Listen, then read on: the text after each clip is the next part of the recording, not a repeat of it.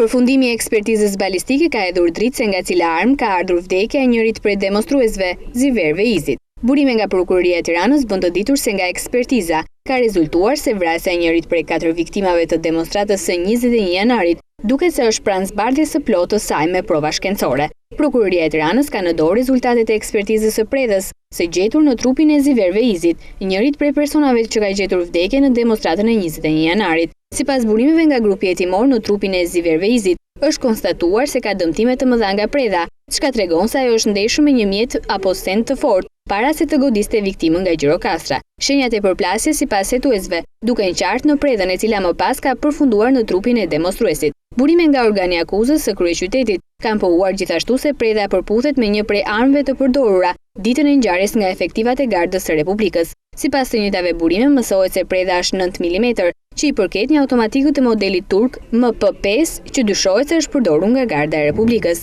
Sipas tyre, pas përgjigjes së analizës balistike të predhës dhe përputhjes së tyre me armën e një prej efektivave të Gardës, tashmë hetimi do të përqendrohet në zbulimin e personit që ka pasur në zotërim automatikun, ndërkohë që pritet edhe analiza e autopsisë për të saktësuar dhe për të dokumentuar këtë vrasje. Gjithsesi, prokuroria po vazhdon hetimin e kësaj ngjarje, edhe me marrje të dëshmimeve dhe gjetjen e autorëve të vrasjes së 4 demonstruesve.